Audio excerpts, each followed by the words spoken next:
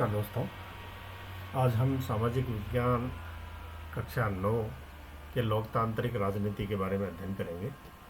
ये सामाजिक विज्ञान श्रृंखला की एक पुस्तक है और लोकतांत्रिक राजनीति के बारे में इसके अंदर लेखकों ने अपने विचार रखे हैं। आज हम इसके प्रथम या फर्स्ट अध्याय के बारे में अध्ययन करेंगे, जो कि जुड़ा हुआ है लोकतंत्र क्या है, लोकतंत्र क्यों। जब भी हम किसी शीर्षक को देखते हैं तो हमारे मस्तिष्क के अंदर एक बहुत बड़ा प्रश्न खड़ा होता है कि इस शीर्षक की आवश्यकता क्यों है, इस शीर्षक के अध्ययन की आवश्यकता क्यों है। उसी जिज्ञासा को शांत करने के लिए हम इस पाठ का अध्ययन करेंगे।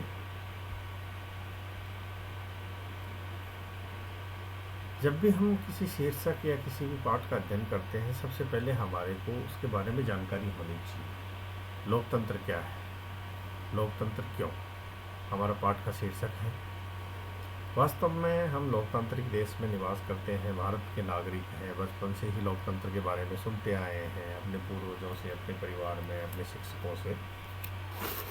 तो काफ़ी हद तक हम लोकतंत्र के बारे में जानते हैं। लोकतंत्र एक प्रक्रिया है किसी भी शासन, किसी भी राष्ट्र को चलाने के लिए। इस प्रकार से एक परिवार को चलाने के लिए मुखिया की आवश्यकता होती है, बाकी सदस्य उसकी मदद करते हैं। उसी प्रकार से लोकतंत्र भी एक क्या है, प्रक्रिया है। सबसे पहले हम परिचय की तरफ चलेंगे। लोकतांत्रिक और गैर लोकतांत्रिक शासन में अंतर हम इस अध्याय या इस पाठ के अध्ययन के बाद में अच्छे से कर पाएंगे। बहुत सारे देश ऐसे हैं जहाँ लोकतंत्र की स्थापना अभी तक नहीं हो पाई है। हिंदुस्तान लोकतांत्रिक देश है। हिंदुस्तान का लोकतंत्र पूरे विश्व में आदर्श के रूप में देखा जाता है। और गैर लोकतांत्रिक जो देश होते हैं वहाँ पर या तो सैनिक शासन होता है या किसी राजा का शासन होता है। वहाँ पर लोकतंत्र या लोगों की राय से शासन या लोगों के द्वारा शासन संचालित नहीं किया जाता है। लोकतंत्र ही सबसे लोकप्रिय शासन पद्धति मानी गई है। जो लोकतंत्र से जुड़े हुए विद्वान हैं उनका मानना है कि लोकतंत्र ही सबसे लोकप्रिय शासन प्रणाली है। अभी आगे चलते हुए हम अध्ययन करते हैं सबसे पहले लोकतंत्र क्या है। हमारे पाठ का शीर्षक ही है लोकतंत्र क्या, लोकतंत्र क्यों। तो सबसे पहले हम ये जानेंगे लोकतंत्र क्या है और किस पद्धति के तहत लोकतंत्र आता है। हमने सरकार के विभिन्न रूपों के बारे में पढ़ा है। उसमें एक लोकतंत्र भी है, दूसरा गैर लोकतांत्रिक देश भी हैं। लोकतंत्र के अंदर लोकतांत्रिक सरकारें होती हैं, गैर लोकतांत्रिक देशों में गैर लोकतांत्रिक सरकारें होती हैं। इसको स्पष्ट करने के लिए सबसे आसान चीज़ है कि हम इसकी परिभाषा को देखें, इसकी परिभाषा को समझें, जिससे कि हम इस पाठ को अच्छे से समझ पाएँ। लोकतंत्र की परिभाषा है, एक सरल शब्दों में हम ये कह सकते हैं, लोकतंत्र शासन का एक ऐसा रूप है जिसमें शासकों का चुनाव लोग करते हैं। लोकतंत्र का तात्पर्य है लोगों का तंत्र। व्यक्ति अपने प्रतिनिधि को चुनता है, प्रतिनिधि उन व्यक्तियों का प्रतिनिधित्व सरकार में करता है, उनकी बातें रखता है, उनकी समस्याओं के बारे में सरकार को अवगत करवाता है। वही लोकतंत्र माना जाता है। सरल भाषा में यह भी कह सकते हैं कि व्यक्तियों द्वारा चलाया जाने वाला शासन लोकतंत्र कहलाता है। अभी कुछ एक राष्ट्र या कुछ एक देश ऐसे हैं जहाँ पर सैनिक शासन है, कुछ एक देश ऐसे हैं जहाँ लोकतंत्र है, कुछ एक देश ऐसे हैं जहाँ लोकतंत्र है लेकिन सिर्फ दिखावे का लोकतंत्र है। वहाँ पर शासन तानाशाही या तानाशाहों का ही शासन चलता है। कहीं पर राजशाहियों का शासन है। राजशाहियों का तात्पर्य राजाओं का शासन। जैसे पुराने समय में हमारे देश में भी राजाओं का शासन हुआ करता था। राजाओं के शासन के अंदर या राजाओं की शासन पद्धति के अंदर एक ही परिवार के पास में सत्ता या शक्तियाँ होती हैं, वो ही पूरी आम नागरिकों की, जनता के हितों के लिए निर्णय लेते हैं। सैनिक शासन के अंदर सैनिक अधिकारी या सैनिक जो जनरल या उच्च पदों पर आसीन अधिकारी होते हैं, तो लोकतंत्र या व्यक्तियों द्वारा चुनी हुई सरकार को गिरा देते हैं शक्ति के माध्यम से और सत्ता को हथिया लेते हैं। उसको तख्तापलट भी कहते हैं। और हमारा पड़ोसी देश पाकिस्तान इसका उदाहरण है। समय समय पर वहाँ पर ऐसी घटनाएं घटित होती रहती है। अभी हमारे को ये समझना बहुत ज़रूरी है कि दिखावटी लोकतंत्र वाली सरकार और असली लोकतंत्र वाली सरकार, हिंदुस्तान या भारत के अंदर लोकतंत्र है। आज़ादी से ही 1947 से ही हमने लोकतंत्र को अपनाया और भारत का लोकतंत्र एक आदर्श के रूप में जाना जाता है। भारत के लोकतंत्र के ऊपर हर एक व्यक्ति की दृष्टिकोण होते हैं, हर एक व्यक्ति का नज़रिया होता है। हमारे सामने एक डेमोक्रेसी का कार्टून है। इस कार्टून से मैं आप लोगों को समझाने की कोशिश करूंगा। ये कार्टून बनाया गया था इराक में अमेरिका और अन्य विदेशी शक्तियों की उपस्थिति में हुए चुनाव के समय का ये कार्टून बनाया गया था। ये कार्टून क्या कहता है? ये कार्टून ये कहना चाहता है कि इराक के अंदर जो डेमोक्रेसी स्थापित करने की कोशिश की गई है वो ये अमेरिका और उसके मित्र देशों के द्वारा की गई है। तो कहीं ना कहीं वो डेमोक्रेसी वो लोकतंत्र उन शक्तियों से प्रभावित होगी। वो स्वतंत्र या निष्पक्ष लोकतंत्र वहाँ पर स्थापित नहीं हो सकता। अभी हम आगे चलते हैं। लोकतंत्र की विशेषताएं। अभी हमने ये जाना लोकतंत्र क्या है। जब हम किसी शीर्षक के बारे में ये जानते हैं कि वो वस्तु या वो शीर्षक क्या है, तो उसकी विशेषताओं के बारे में भी हमारी जिज्ञासा बढ़ती है, हम अध्ययन करने की कोशिश करते हैं। लोकतंत्र की परिभाषा के अनुसार या लोकतंत्र की परिभाषा का जब हम अध्ययन करते हैं तो उसमें कहा गया है कि जिसमें शासकों का चुनाव लोग करते हैं। यहाँ पर शासक शब्द जो है वो बड़ा महत्वपूर्ण है। शासक का तात्पर्य है व्यक्ति या आम नागरिकों की संख्या बहुत ज़्यादा है, वो अपना पक्ष या अपनी बात रखने के लिए हर समय उपस्थित नहीं रह सकते, तो वो एक ऐसे व्यक्ति का चुनाव करते हैं जो उनका प्रतिनिधि बनकर उनके ऊपर शासन करता है, जिससे कि वो उनकी आवश्यकताओं को समझ सके, उनकी मूलभूत ज़रूरतों को समझ सके, वहाँ पर विकास कार्य क्या क्या होने हैं उनके बारे में समझ सके। ये सारी महत्वपूर्ण चीज़ें अभी हम अध्ययन करेंगे लोकतंत्र की विशेषताओं के बारे में। लोकतंत्र के अंदर आम नागरिकों का शासन होता है और ये एक असली लोकतंत्र, या आप ये कह सकते हैं कि ये एक सबसे लोकप्रिय शासन पद्धति भी है। हर एक राष्ट्र इसको अपनाना चाहता है, नहीं भी अपनाना चाहता तो पूरे विश्व पटल के ऊपर या विश्व दृष्टिकोण में ये साबित करना चाहता है कि उनके राष्ट्र में लोकतंत्र है, जिससे कि उसकी अंतर्राष्ट्रीय मंच के ऊपर छवि अच्छी बन सके। लोकतंत्र की विशेषताएं पढ़ने से पहले हमारे सामने बहुत सारे प्रश्न खड़े हो जाते हैं। उन्हीं प्रश्नों को समझने की कोशिश हम करते हैं। इस परिभाषा के अनुसार शासक कौन है? वास्तव में शासक आम नागरिक है, आम जनता है। उस राष्ट्र के नागरिक जो भी उस राष्ट्र के अंदर निवास कर रहे हैं वो सारे नागरिक शासक के रूप में है और उन्हीं के द्वारा चुना हुआ व्यक्ति लोकतंत्र के अंदर उन व्यक्तियों के ऊपर शासन करता है।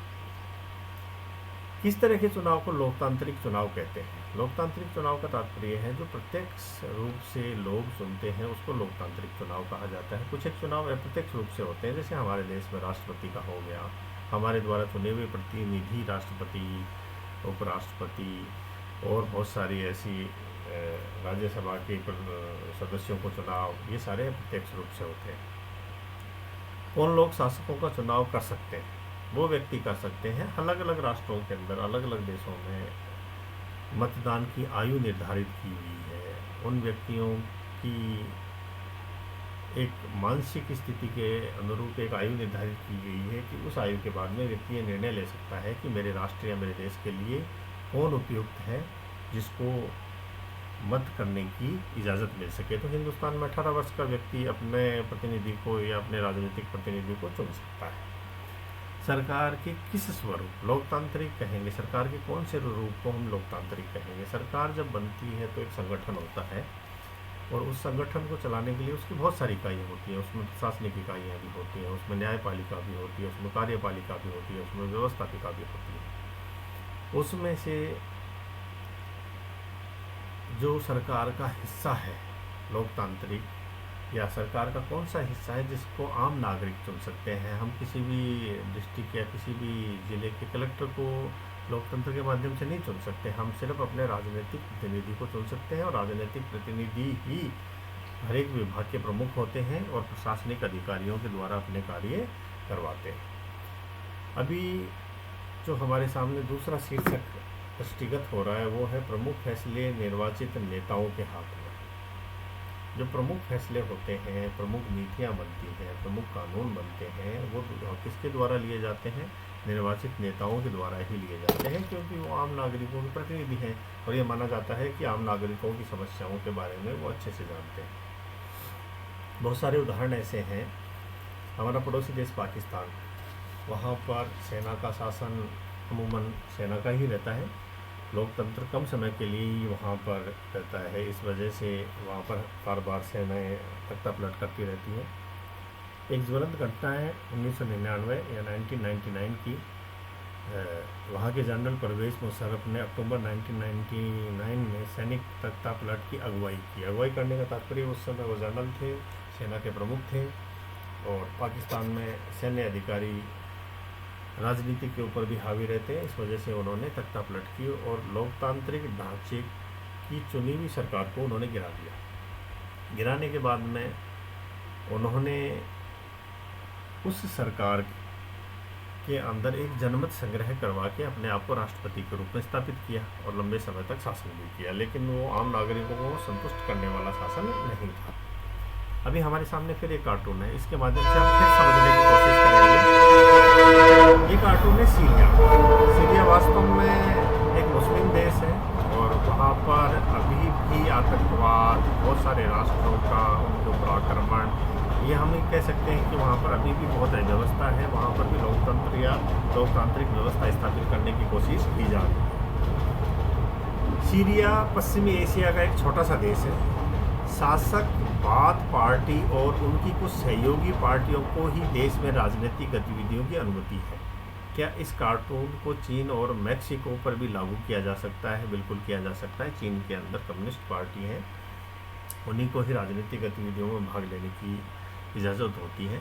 जहाँ पर भी राजनीतिक पार्टी मतदान करने के लिए शर्तें लागू हो जाती हैं या राजनीतिक पार्टियों के ऊपर बंदिश या उनके ऊपर नियम कानून अलग अलग बना दिए जाते हैं, वहाँ पर लोकतंत्र खतरे में होता है या स्वतंत्र लोकतंत्र या स्वस्थ लोकतंत्र की हम कामना नहीं कर सकते। अभी सबसे महत्वपूर्ण चीज़ है लोकतंत्र के अंदर आम नागरिक और आम नागरिक से जुड़े हुए पहलू। इन्हीं पहलुओं का अध्ययन हम अभी लगातार कर रहे हैं। 2002 में परवेज़ मुशर्रफ ने एक जनमत संग्रह करवाया और अपना कार्यकाल 5 साल के लिए बढ़ा दिया। जनमत संग्रह का तात्पर्य, अगर कोई भी सैनिक शासन जनमत संग्रह करवाएगा तो सेना का प्रभाव उस जनमत संग्रह में देखने के लिए मिलेगा और हम उस जनमत संग्रह को निष्पक्ष जनमत संग्रह नहीं कह सकते। और इसी वजह से आज जो जनरल परवेज़ मुशर्रफ हैं उनको पाकिस्तान के अंदर आने की इजाज़त नहीं है। इसका मतलब उन्होंने जो शासन किया या जो शासन की प्रक्रिया अपनाई वो पूर्ण रूप से स्वस्थ नहीं थी। अभी अगला जो बिंदु हमारे सामने है वो है स्वतंत्रता और निष्पक्ष चुनावी मुकाबला। स्वतंत्र और निष्पक्ष चुनावी मुकाबला। लोकतंत्र तभी तक महत्वपूर्ण है जब तक उसके अंदर चुनाव की प्रक्रिया बिल्कुल स्वतंत्र और निष्पक्ष हो।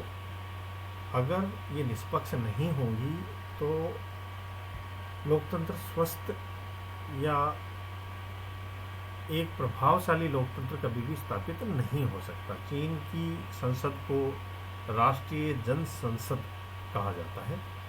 चीन की संसद के लिए प्रति 5 वर्ष बाद नियमित रूप से चुनाव होते हैं। इस देश को देश का राष्ट्रपति नियुक्त करने का अधिकार है।